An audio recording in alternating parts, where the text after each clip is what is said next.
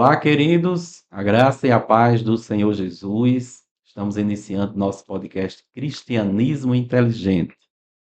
E hoje nós vamos comentar sobre um tema teológico.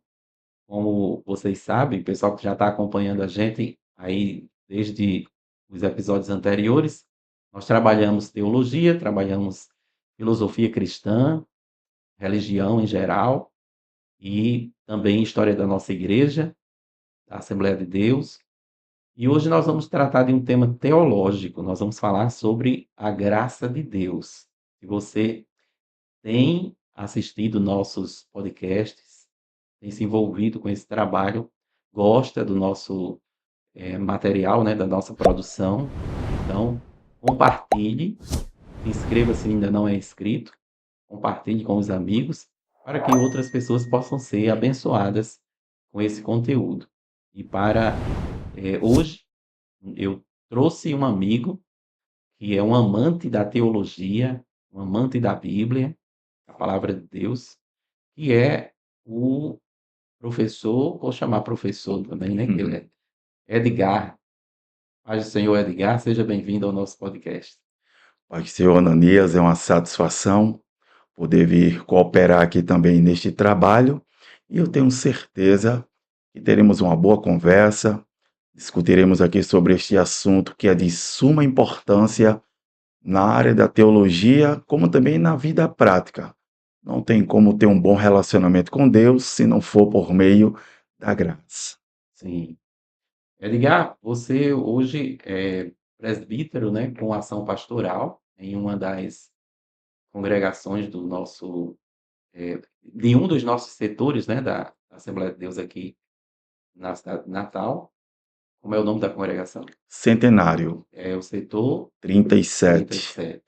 coordenado pelo pastor Teógele Pérez. Sim. E Edgar também pagou ali umas disciplinas comigo na formação teológica, né? A gente teve aqueles momentos, né, de apreciação da boa teologia, né? Também tem formação na área da educação, numa área bem espinhosa, eu diria. É na área da matemática, né? Mexe muito com os números e também tem uma especialização em ensino de matemática e física, né? Você achou pouco a matemática e ainda foi para a física. Faz parte. É, mas, Edgar, eu sei que você nas pregações, né, no ensino, na escola bíblica dominical, naquele momento em que a gente trabalhou junto, né, na igreja, eu percebi o seu grande interesse pelo tema da teologia. Quando a gente fala assim teologia, eu não estou falando necessariamente ou especificamente em uma formação teológica, mas estou falando das doutrinas bíblicas, né? No estudo bíblico, no aprofundar-se na Bíblia Sagrada. E isso é uma marca sua. Ele conhece, sabe? Então, a gente não podia tratar de um tema teológico como a graça de Deus sem trazer uma pessoa que gosta, né, desse tema ou desses temas que envolvem o estudo teológico. Então, eu começaria assim, provocando você, né, pedindo uma definição sobre o que é isso, graça. A gente sabe que, só antes de você falar, tem, às vezes, a palavra que é usada de maneira formal, formal não, coloquial, normal, né? É um termo da linguagem, da língua portuguesa. Mas existe aquela mesma palavra que às vezes é usada com a primeira letra maiúscula, porque ela traz uma carga, né, de significado. E eu acho que é isso que acontece com a graça, né? Porque quando a gente diz a graça, não estamos falando de qualquer graça, né? Verdade, Ananias. Quando falamos desta graça, estamos falando de algo bem específico, que é justamente a graça de Deus. Não é uma graça, mas a graça, de forma singular. E a graça é por meio dela que tudo se inicia principalmente um relacionamento sadio entre o homem e Deus e o homem também.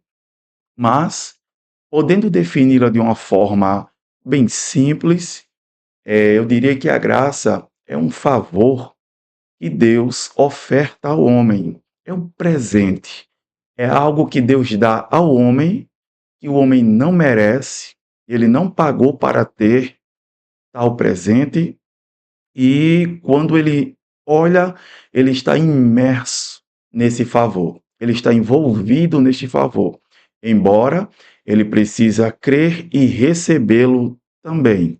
Mas graça a isso, favor de Deus para o homem que não merece receber este presente. Sim. Eu tenho um amigo que, inclusive, é comum a nós dois, mas eu não vou dizer o nome dele, não. Uhum, E ele costuma colocar assim que há eh, uma redundância quando diz favor imerecido, né? uhum, Ele diz que todo favor é imerecido, porque a pessoa não, você está dando a alguém aquilo ali, ela não fez por merecer, mas você está verdade. dando, né, algo de graça para ela, né? Aí diz é redundante. Só que reforça, quando a gente diz assim, favor imerecido, a gente na verdade está reforçando este fato, né? Que é algo dado para alguém que não usou os seus méritos, né? Isso, Não usou o seu esforço para conseguir. é Muito bem. verdade. E outra coisa, sobre essa questão da graça como um aspecto da salvação, porque quando a gente estuda a soteriologia, né, que é o estudo da salvação, né, ou a doutrina da salvação, a gente vê que existe uma lista, né, de aspectos Sim, da salvação e a graça é um desses, não é isso? verdade. Não tem como falar de salvação sem dizer que o homem é justificado, que o homem é regenerado, santificado também. Isso é um processo, o processo da santificação. E por último, esse processo se conclui com a glorificação. Mas não tem como passar por tudo isso sem ser por meio da graça de Deus. Sim. Porque só é regenerado quem provou a graça. Só é justificado quem provou a graça. Santificado só quem provou essa graça também. E por último, só é glorificado quem também provou da graça de Deus. Eu acho muito importante você colocar essa observação aí, de que todos os aspectos da salvação, eles só são possíveis a partir deste primeiro, que é a graça de Deus, né? Porque isso já elimina uma crítica que é feita a quem defende o arbítrio humano nesse processo de salvação. Porque normalmente ele diz assim, nós dizemos assim, você tem que crer. A graça de Deus é oferecida a você, mas você precisa crer.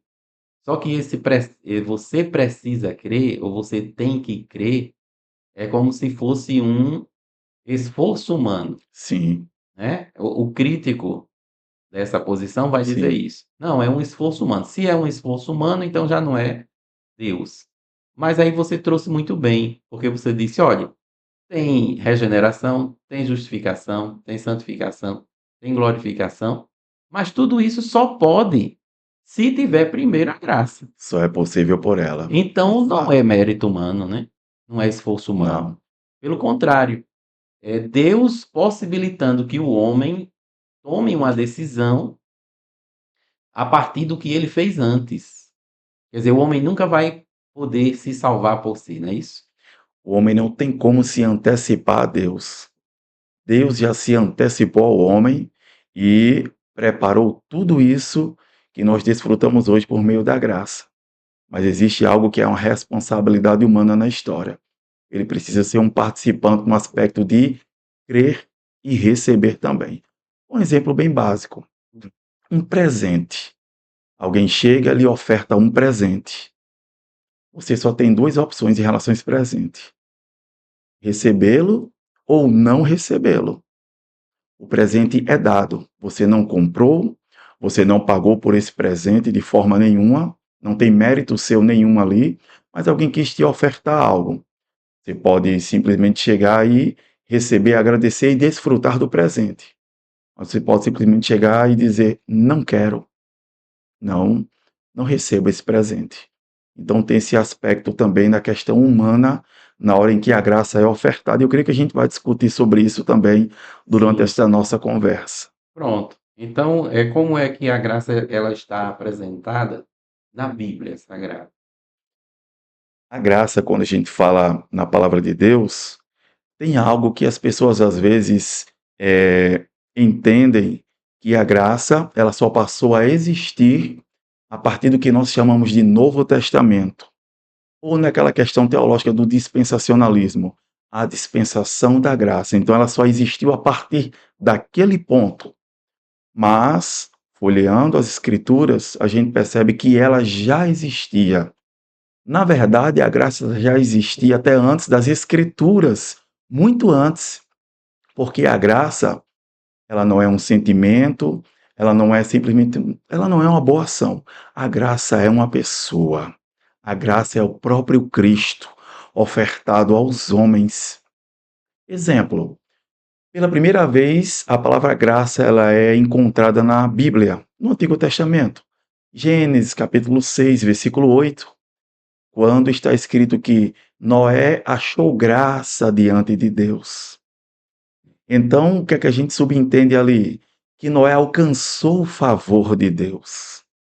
Não foi Noé quem se esforçou para alcançar, mas Deus ali viu em Noé alguém que era temente, alguém que honrava a Deus, mesmo no meio de uma geração corrompida.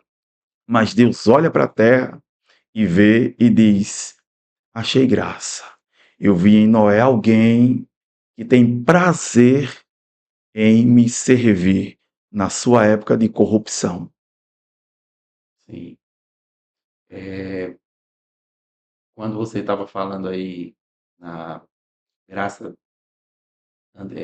até antes, né, do próprio ser humano, né, por dizer Isso, assim. Aí eu me lem e você disse que era uma pessoa, aí eu me lembrei daquela expressão que aparece em várias passagens bíblicas. Acho que a última delas é em Apocalipse 13:8, que diz que o cordeiro foi morto desde a fundação, ou antes da fundação do mundo, né. E essa expressão cordeiro morto está se referindo ao sacrifício de Cristo, que não é outra coisa senão a prática ou a concretização da graça, né. verdade. Por isso que é Jesus a própria graça. É ele. Quando Paulo escreve a Tito, ele diz: porque a graça de Deus se há manifestado. Então, Paulo não diz que a graça passou a existir naquele momento em que Cristo veio à Terra, mas ela se manifestou. Era algo que já existia, mas ela foi revelada aos homens de uma forma bem prática. É como se Deus tivesse tirado o véu e os homens pudessem ver agora claramente Jesus se manifestando como a maior expressão da própria graça de Deus. Então é isso que Paulo está orientando ali, dizendo a Tito: a graça se manifestou. Mas por quê? Trazendo salvação a todos os homens. E eu ainda olho para aquele texto e vejo que a graça ela é tão poderosa porque ela trata pelo menos de três coisas na vida do ser humano. No versículo 11 de Tito 2, Paulo diz que a graça ela veio e tratou sobre o aspecto do pecado na vida do homem. Já no versículo 12, Paulo diz que essa mesma graça, ela também tratou no aspecto da vivência diária do homem. Ela Seria a ensina santificação. isso, o aspecto da santificação. Essa graça ensina o homem como ele deve se comportar, como ele deve viver debaixo dessa graça.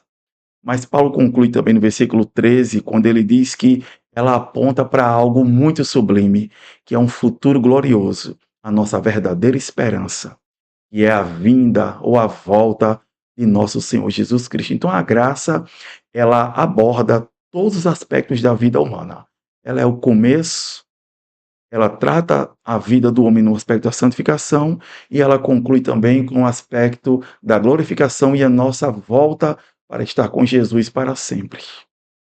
Muito bem. Eu não tinha pensado sobre isso nessa sequência, eh, aí de Tito 2 a partir do 11, né. 11 até o 13.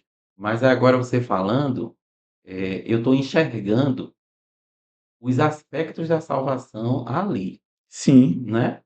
Porque quando ele diz: "A graça de Deus se há manifestado, trazendo salvação a todos os homens", ali a gente tem a regeneração e a justificação acontecendo.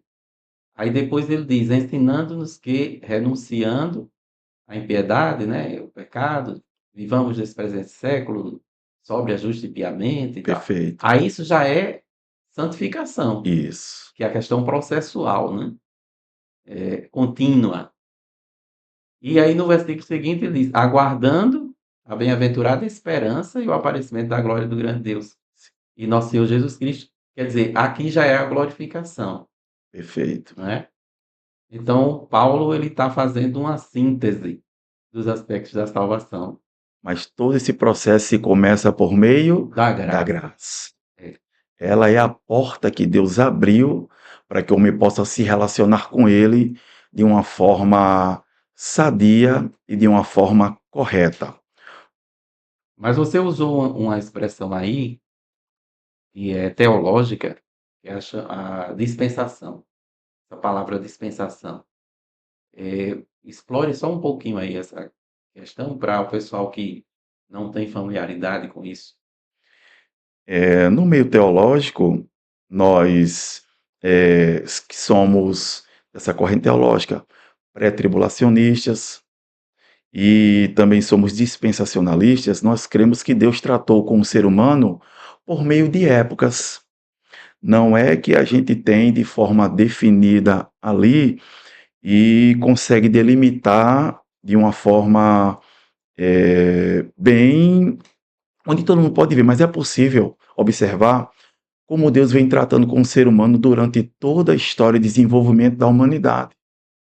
Chega um determinado momento em que nós chamamos de dispensação da graça, que é o aparecimento de Cristo na humanidade, e o que fica às vezes subentendido para muita gente é que antes dessa dispensação, dispensação da inocência, a Da dispensação da consciência, consciência, do governo, governo humano, não é aí verdade? abraâmica e mosaica, né. A Isso, mosaica seria a que antecede a da graça, você falou que isso. é a da lei. Da lei, perfeito.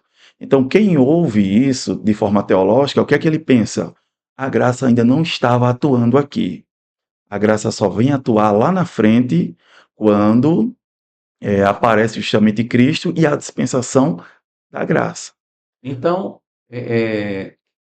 isso tem a ver com essa questão, assim, eh, como é que a graça está presente no Antigo Testamento? Isso, Então, perfeito. onde é que a gente pode enxergar essa graça de Deus no Antigo Testamento?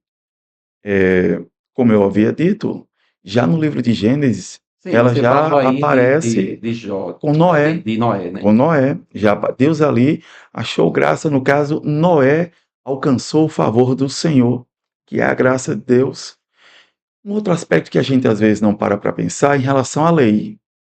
Quando a gente olha para a lei, muita gente vê a lei como um código rígido de um Deus que colocou muitas regras só para que o homem andasse naquela linha e caso ele não ande, Deus está ali só esperando o momento certo para puni-lo. Mas o objetivo da lei não é esse. Tem graça também envolvida na lei. Quando eu olho para a lei, eu percebo que a lei é uma forma de Deus proteger o homem dele mesmo. Isso é um cuidado de Deus. É Deus dispensando graça sobre o homem também. Porque se a gente olhar para a lei só como um mero código, uma mera norma que deve ser obedecido, fica algo muito sem amor, sem um sentimento envolvido. Mas Deus é tão bom, e quando Ele dá a lei ao homem, tudo que Deus quer é que a sua justiça seja cumprida, porque Deus é justo, e disso a gente não pode fugir. Justiça e juízo são as bases do seu trono, mas a gente não pode esquecer que Deus é um Deus que também tem equilíbrio. E onde é que está o equilíbrio? É a graça chegando também justamente na lei. Não é porque Deus não está dizendo não assassine, não é só isso. É que Deus está querendo proteger a vida humana. Então, nos aspectos da lei, estão também envolvidos o aspecto da graça. Ela está também envolvida na lei. Interessante, né? Porque olhe os mandamentos que são da lei, né? Os 10 mandamentos, Isso. que é a síntese da grande lei, né? Uhum. É, inclusive tem um pessoal que critica e diz que o problema da lei é porque ela é um código de proibição. É não, não, não, né? Quer dizer, não faça isso, não faça aquilo, não faça aquilo outro, né? Só que é justamente isso que você está dizendo. Não é um código rígido que está querendo testar o ser humano. Pelo contrário, ele está querendo protegê-lo. Porque quando ele diz assim, honra teu pai e a tua mãe, né? Qual é a proteção que ele está fazendo aí? É justamente para que não haja o descaso, o desrespeito, né? A banalização do relacionamento familiar. Já pensou se não há uma prescrição que exige a honra, que é uma virtude? Tudo isso visando a família. É, Quando ele diz não adulterarás, a fidelidade, né? fidelidade para proteger também os laços matrimoniais, Isso. proteger o lar, Como ficaria a questão de confiança se não houvesse, né?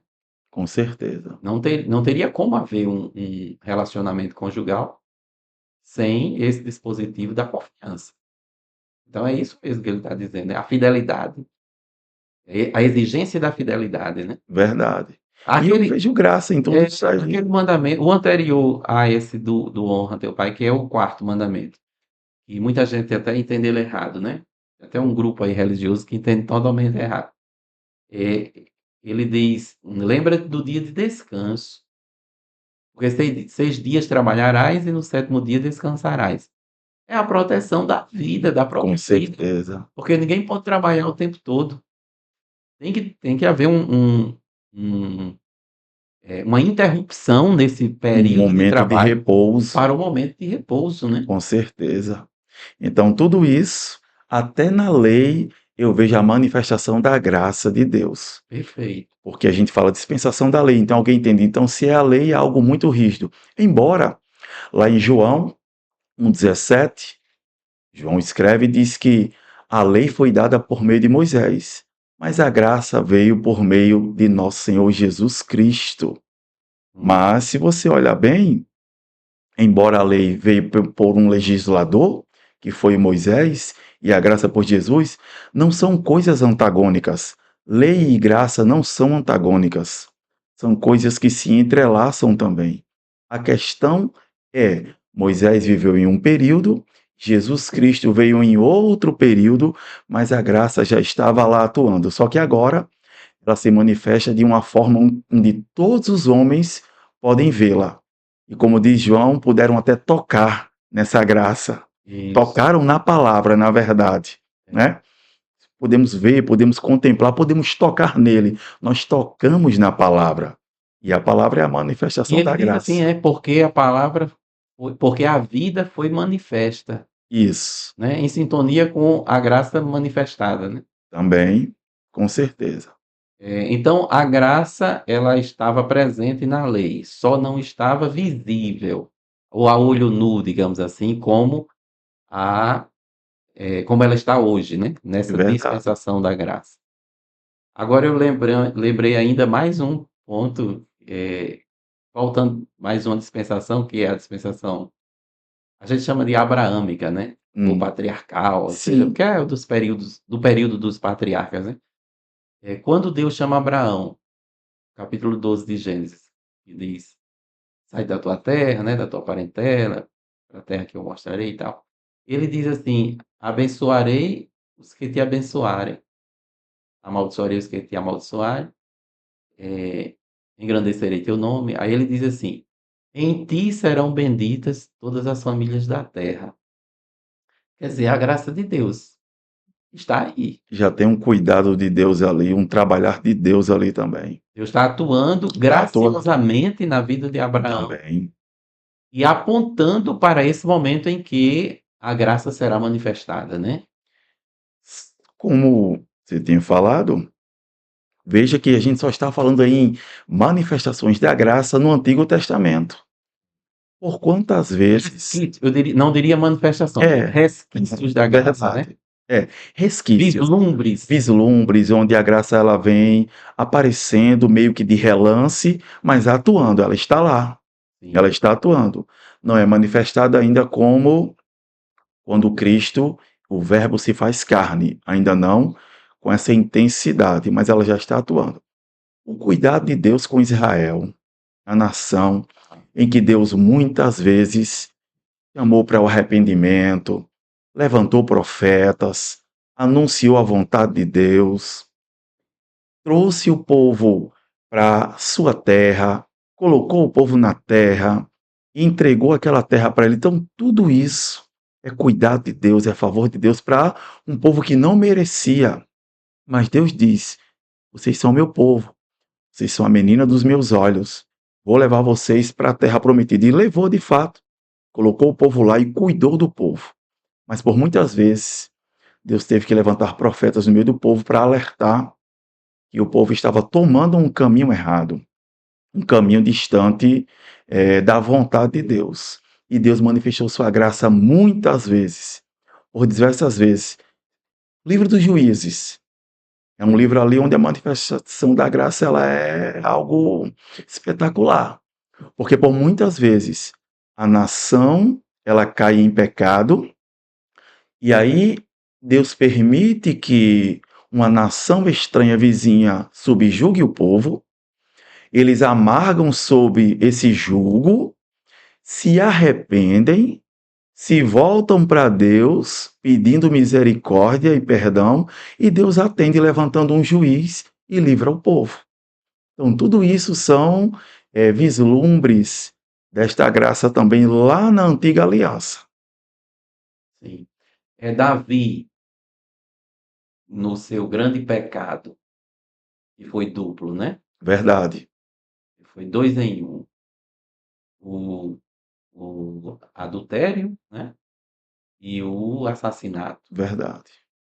Mas aí qual o resultado do relacionamento de Deus com Davi, ou de Davi com Deus, depois disso, né? A partir daquela repreensão de Natã, o Hum. profeta. O Senhor transpassou o teu pecado. O que é isso, senão a graça, né? Graça. Ali já era um vislumbre de Cristo naquele momento, trazendo É, para ele algo que Davi não merecia. quando ele enumera as tribos, né?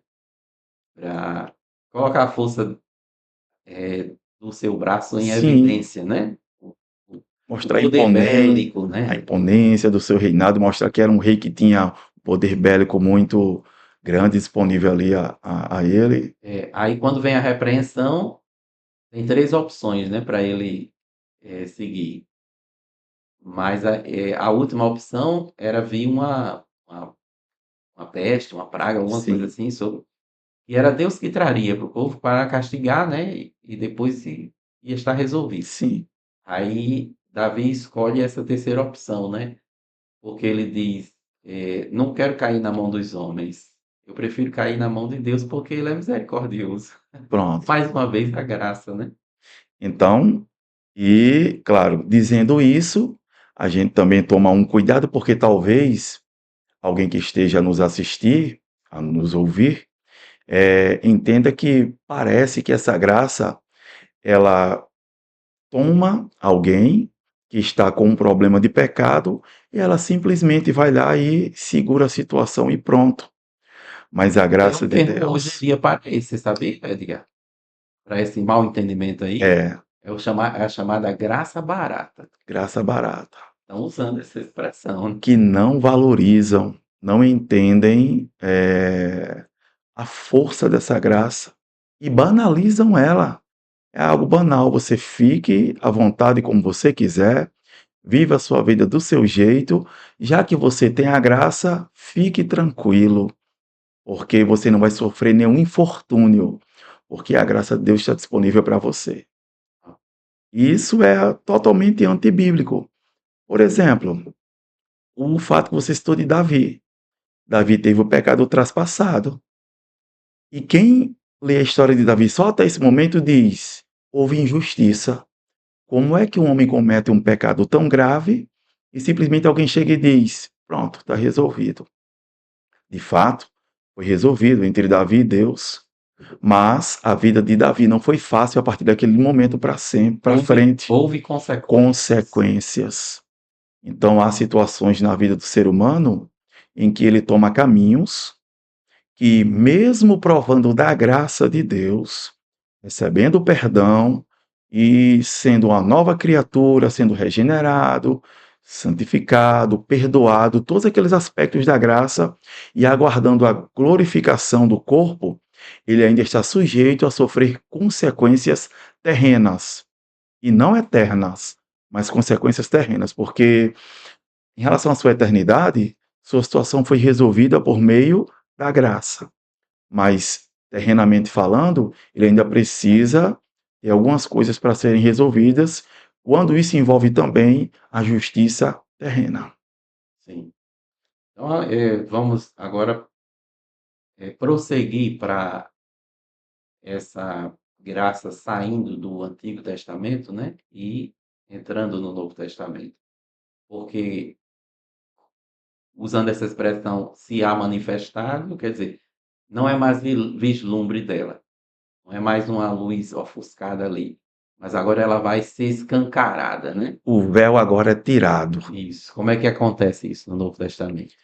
Isso acontece quando eu gosto muito de uma expressão que Paulo usa quando escreve às igrejas da Galácia, capítulo 4, versículo 4, quando Paulo diz que, vindo a plenitude dos tempos, Deus enviou o seu filho, nascido de mulher, nascido sob a lei. Então Deus preparou um momento específico para que o seu filho pudesse vir a este mundo, no ventre de Maria. E ali acontece o que João diz quando escreve o seu evangelho. João diz: "E o Verbo se fez carne e habitou entre nós". Então é nesse momento que a graça que estava oculta, ela passa a existir. É a partir dali. Por isso eu disse que a graça, ela não é um sentimento, não é algo abstrato. A graça é uma pessoa. A graça, ela é o próprio Cristo, que se manifestou entre os homens. E não tem expressão mais forte para mim do que essa de que Paulo também, quando escreve a Tito, diz: ela se manifestou. Por isso falei que ela não passou a existir ali, como Cristo não passou a existir quando veio ao ventre de Maria. Cristo já existia, mas ele se torna homem. É como a graça encarnasse e se manifestasse para que todos pudessem vê-la e desfrutar dela de forma pessoal e visível. É a graça personificada. Personificada, a palavra é essa. E, É dessa forma. e João tem esse cuidado, o apóstolo João, quando ele está começando a escrever, porque ele já diz logo que ele estava no princípio com Deus, né? Ele vai personificar a graça porque é Cristo. Então eu vou dizer logo onde é que ele estava, né? Ele já estava no princípio com Deus, Antes de ser manifestado. antes de ser manifestado, né? Versículo 14 que ele diz, né? E o Verbo se fez carne e habitou entre nós e vimos. Quer dizer, a partir da encarnação dele, aí a gente pôde ver, Sim, pôde se identificar, tornou algo concreto aos homens. sim, isso, identificá-lo como uma pessoa, né? Eles vimos sua glória como a glória do unigênito do Pai, cheio de graça e de verdade. Essa graça manifesta por muitas vezes, ela teve um encontro com homens e mulheres durante toda a trajetória de Cristo aqui. E um que eu julgo ser clássico é naquela mulher apanhada em flagrante adultério. Os religiosos trazem aquela mulher e a lançam aos pés de Cristo. E naquele momento, todo mundo está esperando que ela seja julgada e condenada. E Jesus, naquele momento, lança uma palavra Quer dizer, que eles ainda estavam na lei, né? na lei A dispensação da lei. não tinham percebido ainda a graça manifestada. A graça estava ali na frente deles e eles não percebiam isso. Eles estavam dizendo para a graça aplicar a lei, Aplicar a o lei. rigor da lei, né? Isso, eles queriam ver a justiça sendo feita naquele momento. Mas vem a graça que está ali presente. E a fala de Jesus desmontou todo mundo, porque ele disse: se vocês querem que eu aplique, parafraseando, é o seguinte: qualquer um de vocês aqui que não tenha pecado algum, pode aplicar o rigor da lei sobre ela. Pode lançar pedra. Como a lei pede, a lei não diz para apedrejá-la, então pode apedrejar. Ninguém teve moral, ninguém teve coragem de aplicar a justiça da lei sobre ela. Por quê? Porque a lei também tem um aspecto. A lei, ela mostra que o homem é pecador. E todos aqueles homens foram acusados ali com a sua consciência, na sua moral, que a lei mostrava que eles eram pecadores, e a graça fez eles entenderem que nenhum deles era digno de aplicar a penalidade da lei sobre ela. Ele trata primeiro com os acusadores, depois ele se volta para a mulher. E aí ele se voltando para a mulher tem uma conversa muito rápida com ela e diz: seus acusadores, onde eles estão? Não tem mais nenhum aqui? Foram todos embora? É assim, eu só sobrei eu aqui, foram todos embora. Então eu vou lhe dizer algo. Você está perdoada. Você teve um encontro com a graça. Agora tem um porém. Você vai embora em paz, perdoada, mas você não deve mais cometer este tipo de pecado. Porque uma vez alcançado pela graça, ela não nos dá legalidade de viver na libertinagem. É um outro erro que alguns segmentos teológicos cometem. Porque foi alcançado pela graça, agora eu estou livre para fazer o que eu quero.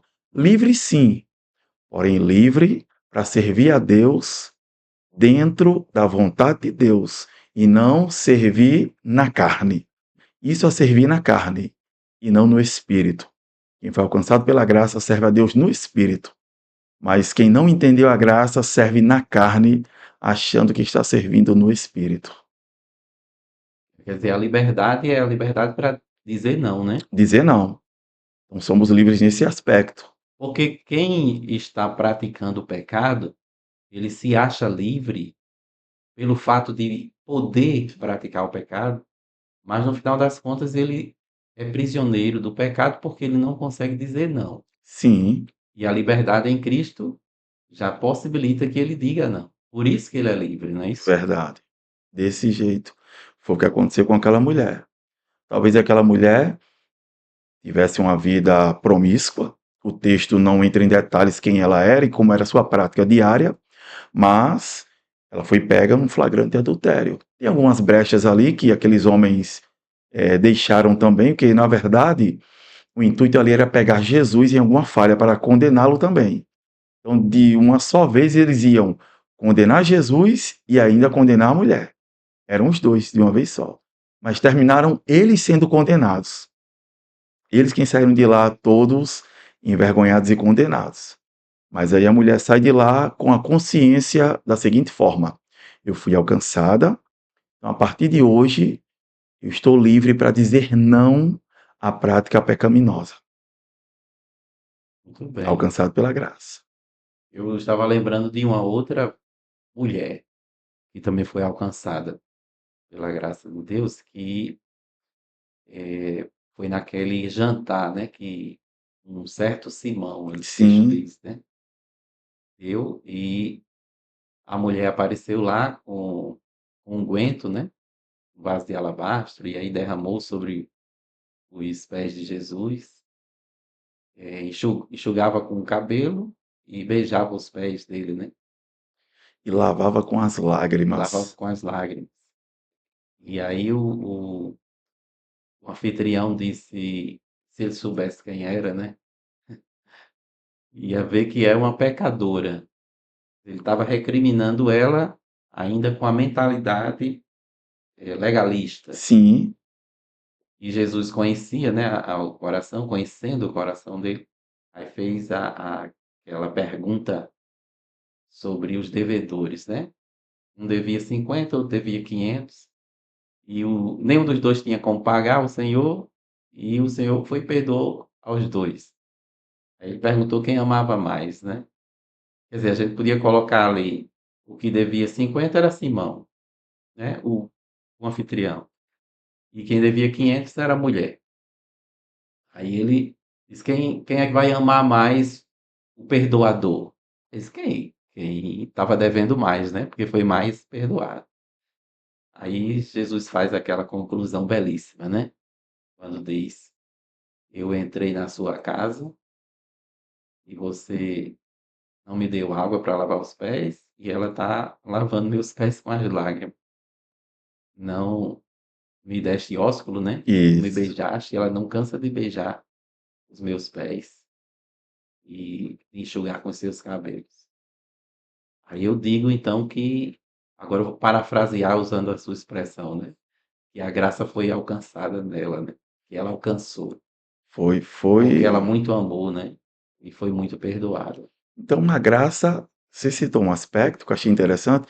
Essa graça, ela gera no coração do ser humano uma gratidão.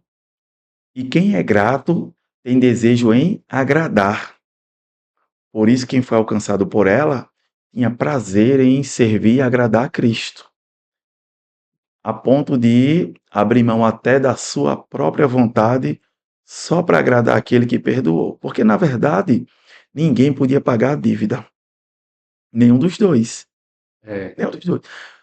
Um devia mais, outro devia menos. Mas, na verdade, nem quem devia menos, nem quem devia mais tinha condições de pagar. Dois devedores. isso. Que é Mas, aí onde o ser humano ele se iguala, não isso. é? Tem uns pecados que são mais consequentes do ponto de vista Ou até mais escandalosos também. escandalosos, né? Isso. Mas como o pecadinho e o pecadão, né? Ele não tem, o ser humano não tem condições de pagar por ele, porque ele já violou mesmo a lei, Verdade. então ele se iguala, né? É o que Paulo diz aos Romanos. Todos pecaram e destituídos estão da glória de Deus. Então, quando Paulo diz todos, ele está englobando todo o ser humano, todos, todos, não fica ninguém de fora, embora alguns tenham uma vida moral mais menos complicada no meio da sociedade, outros já têm uma vida moral mais escrachada, mais complicada, mas no final das contas, na régua de Deus, no nível de Deus, está todo mundo na mesma situação. Pecadores precisando desesperadamente da graça. Sem ela, não há salvação. E aí nós podemos já ir também ligar para expandindo a graça de Deus no Novo Testamento, né? Você falou ela aí no ministério de Cristo, né? A atuação dela ou a exposição dela nos escritos paulinos, né? Nas epístolas. Eu costumo colocar que a epístola aos Romanos é o maior tratado teológico sobre a graça de Deus. Quer dizer, É, ninguém escreveu algo tão sublime e tão grandioso sobre esse tema, né? Além daquele texto, ou maior que aquele texto, esse texto de Paulo aos Romanos.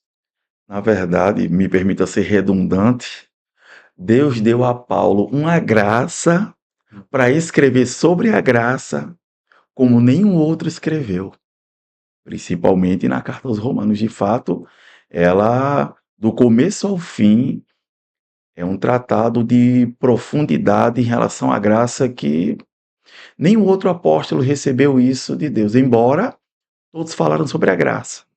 E vale Todos. salientar que, já, como você disse aí, né? Para deixar muito claro, quando a gente diz assim, o maior tratado sobre a graça de Deus que já foi escrito, e quem escreveu foi o apóstolo Paulo, mas a gente sabe que não foi Paulo, né? É a pena de Paulo, né? é a tinta da pena de Paulo, é o estilo de Paulo, né? Tem toda a personalidade do apóstolo ali, não foi ele, foi o Espírito Santo, É verdade, é né? verdade. Então isso explica o porquê que foi, porque Deus deu a ele, né? E não deu ao outro. E se alguém fizer a pergunta, por que que Deus não deu isso a Pedro, não deu a João, só deu a Paulo? Aí a resposta é essa palavra: graça. É a graça. Ele simplesmente quis fazer assim e o fez. Ele é soberano e quis usar de graça para fazer tal coisa. Aí naquele versículo que você disse para mostrar a régua de Deus em todos, que é 3 e 23, né? Isso.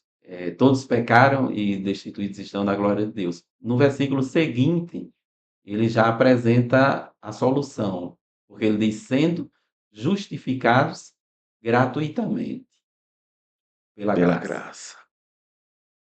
Agora, gostei desse termo, gratuitamente, porque de fato, quando algo é gratuito, é porque eu não paguei por ele para receber. Ele não me custou meu esforço, fazendo uma correlação com Efésios 2 e 9, né? Sim. 2:8, na verdade, 2:8.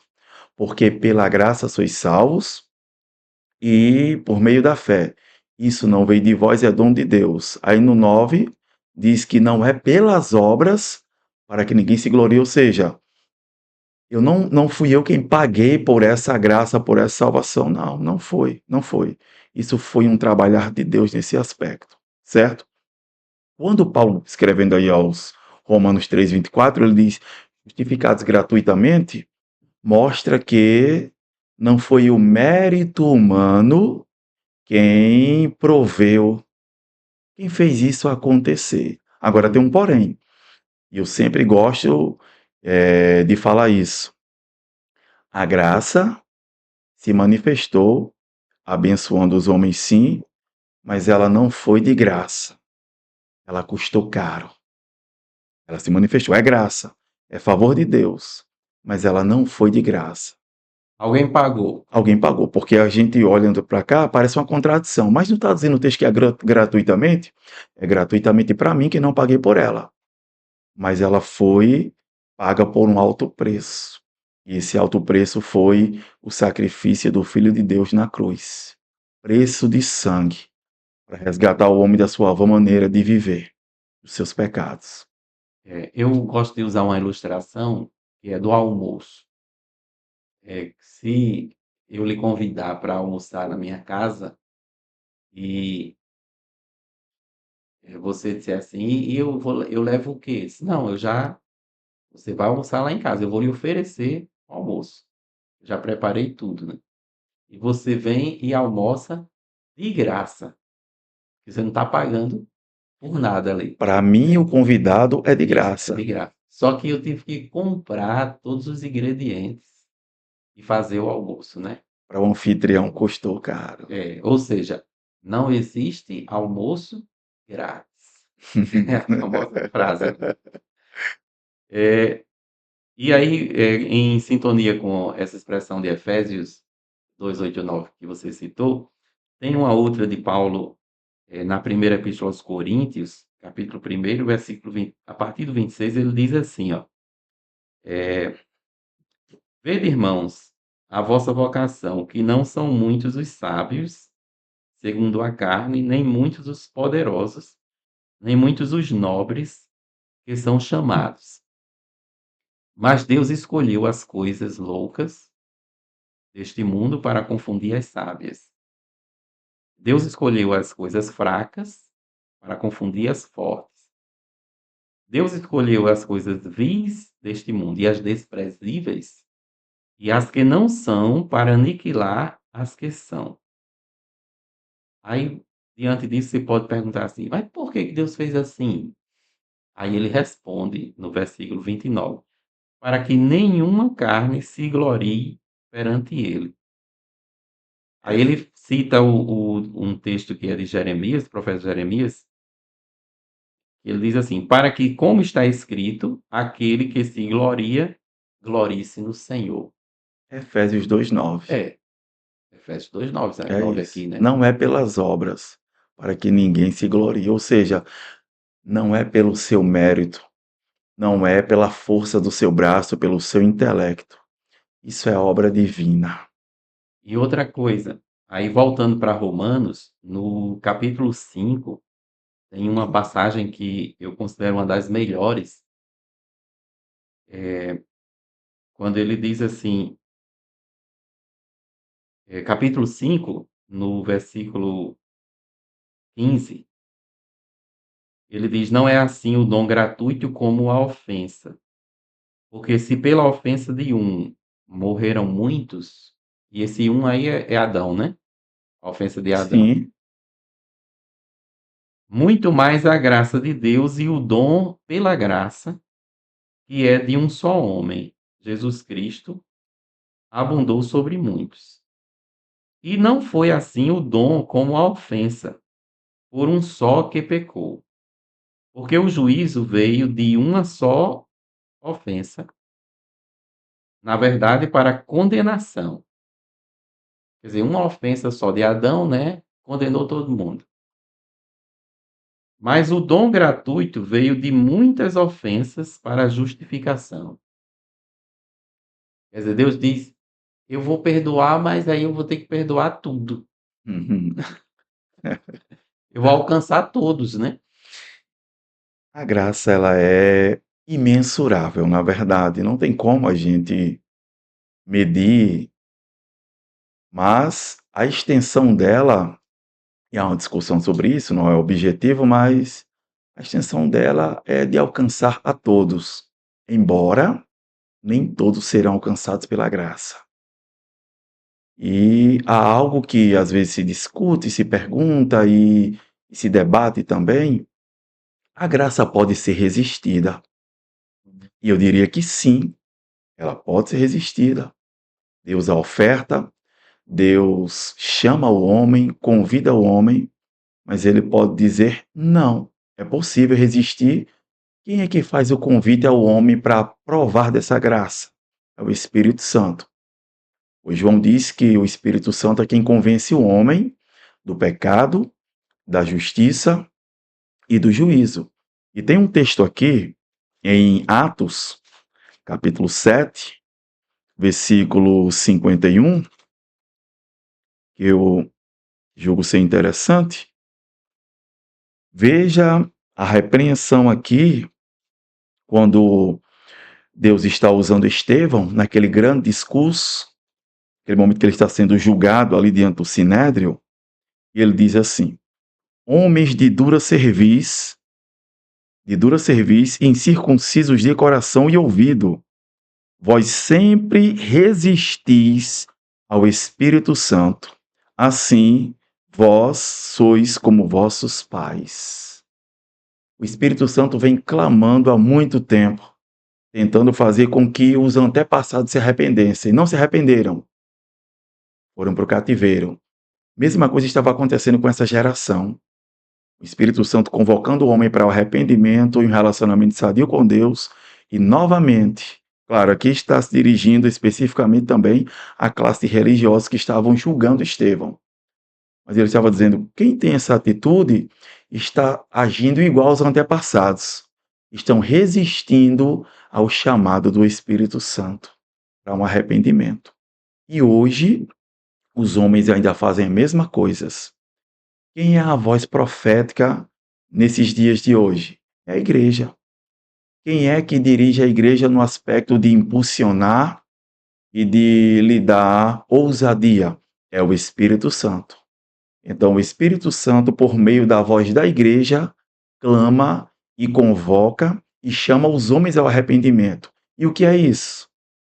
É a oferta da graça para que o homem receba de graça o perdão dos seus pecados. Mas o que é que muitos têm feito? Não quero. Não quero. Simplesmente resistem, zombam, rejeitam, dão as costas e estão agindo como os antepassados aqui dos hebreus daquela época, resistindo ao Espírito Santo. E E Estevão usa aqui uma expressão dizendo: vocês são incircuncisos de coração e ouvido. E um judeu ouvir isso era um insulto, porque todo judeu temente a Deus tinha aliança, e o sinal visível da aliança era a circuncisão. Então, tá com o coração e o ouvido incircunciso é dizer, seu coração e seu ouvido estão longe de Deus. Vocês não estão ouvindo a lei, não estão ouvindo a palavra, e o seu coração está totalmente contrário à vontade de Deus. E Paulo retoma essa palavra circuncisão, né, que é o sinal do judeu. E o judeu, ele como historicamente, ele é apresentado ali a lei de Deus, né, a revelação da lei de Deus por Moisés, é o povo escolhido, né, é a nação eleita para que o Messias venha e tal. E então o judeu, ele diante de todo esse contexto de pátria, né, de nação, ele gostava de se, não sei se a palavra era se exaltar, mas ele gostava de se colocar em uma posição de privilégio, né? E aí, Romanos, de novo, né, no capítulo 2, Paulo vai dizer assim, versículo 23, tu que te glorias na lei, desonras a Deus pela transgressão da lei? Aí no 25 ele fala, porque a circuncisão é na verdade proveitosa se tu guardares a lei. Mas se tu és transgressor da lei, a tua circuncisão se torna em incircuncisão. Ele está mostrando aqui a incapacidade do homem pelos seus próprios méritos, né? Uma marca na carne não resolveria o Não problema, não é resolve. suficiente. Aí ele diz assim, ó, porque não é, no 28 e 29, porque não é judeu que o é exteriormente, nem é circuncisão a que é exteriormente na carne. Quer dizer, esquece essa história aí de sinal, esse sinal físico, né? Sinal visível aí, puramente material. Mas é judeu o que o é no interior. E circuncisão a que é do coração, no espírito. Não na letra. Não na letra aqui é não na lei, né? Sim, sim. Cujo louvor não provém dos homens, mas de Deus. Essa foi a grande guerra de Paulo com os crentes da Galácia, das igrejas da Galácia. A questão da observação da lei, dos ritos e a graça. De uma A autojustificação pela lei. autojustificação pela lei. Eles queriam se justificar diante de Deus por meio dos rituais. Achavam que isso era suficiente.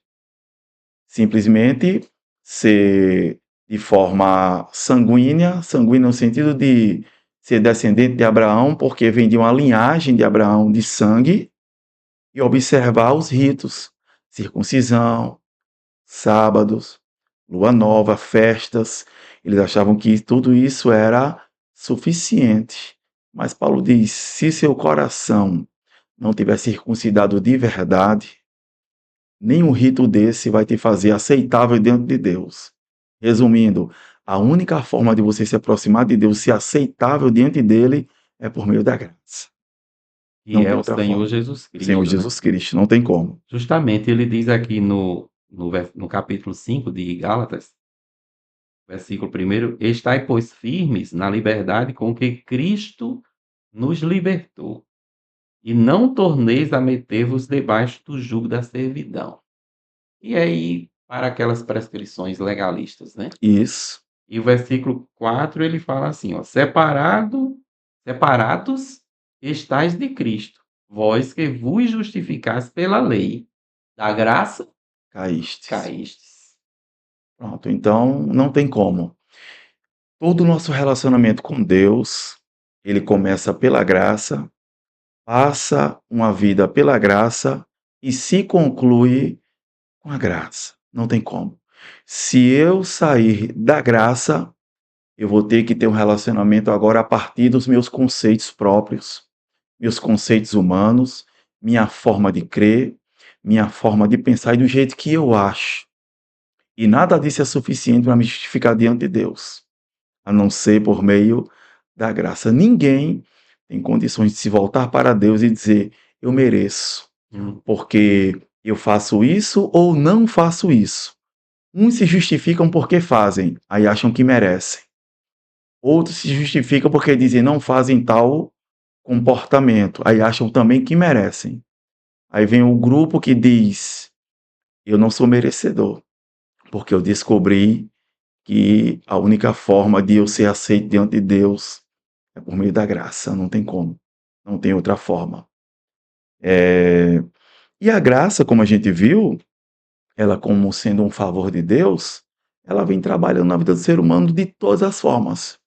A gente aplica muito a graça no aspecto salvífico, sim, não é verdade? é. Muito no aspecto salvífico. Mas se a gente olhar, Deus trata com homens também, sem ser no aspecto da salvação, e derramando a sua graça. Embora estamos falando aqui algo à parte da salvação.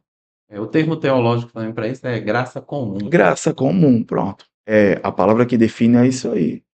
Deus derrama do cuidado dele para com o ser humano, Deus cura uma enfermidade de alguém, dá um livramento de morte também, Deus cuida dele no dia a dia, faz com que o sol se levante todos os dias e brilhe sobre aquele lar, a chuva caia também, e o produtor da lavoura, que às vezes até blasfema contra Deus, mas o campo dele produz e ele ganha muito dinheiro e ele não entende que tudo aquilo ali é graça de Deus também. Agora, quando partimos para o aspecto da salvação, aí já é outra coisa. Estamos falando de algo que, sem essa graça, é impossível ter uma eternidade de paz com Deus. Que a graça ela trata com a gente aqui e agora, mas ela aponta para um futuro eterno com Deus. Muito bem. Já estamos caminhando aqui para o final da nossa conversa. Eu queria então que você deixasse ligar uma palavra, uma mensagem, dentro de todo esse contexto, obviamente, do que estamos conversando, para os nossos ouvintes, né? Pode usar essa câmera se quiser, esse verdinho aí, tá? Tá bom. Na verdade, em suma de tudo que nós conversamos aqui, eu diria que o ser humano sem Deus, distante de Deus, ele vive numa verdadeira desgraça. Essa é a verdade. E a gente não pode fugir desta realidade. Porém, há uma boa notícia. A boa notícia é que, por meio da graça, o homem pode voltar-se para Deus. Por meio desta graça que é salvadora, a graça que se há manifestado, ela veio trazendo salvação a todos os homens. Ela não somente salva no aspecto de nos libertar do poder do pecado, mas ela também nos dá força para vencer e nos livrar da questão do pecado. Ela ainda enche nosso coração de esperança, dizendo que quem provou desta graça pode viver eternamente com o dono da graça, que é o nosso Deus. Amém. Obrigado, Edgar. Eu creio que foi e será, né, para todo o pessoal que vai estar ouvindo, vai estar assistindo, um conteúdo de muita bênção e edificação. Eu quero agradecer a sua participação conosco. Em breve a gente vai ter outros momentos para tratar de outros assuntos e expandir mais esse aspecto teológico, né? Então, quero agradecer a sua participação conosco e vou fazer isso entregando uma lembrancinha que você vai ter que se esforçar. Aí terá que ser um esforço humano. Para cuidar não é graça, Isso. aqui é obra. É obra, vai ser obra. Eu agradeço, Ananias. Também quero agradecer pela honra de poder vir aqui participar deste podcast e pelo convite que você me fez. Agradeço demais e para mim é um privilégio poder participar e discutir sobre um assunto que é muito importante para a nossa vida cristã, de suma importância. Muito obrigado mesmo. Amém. Então, que Deus abençoe a todos, que todos sejam edificados e até o próximo.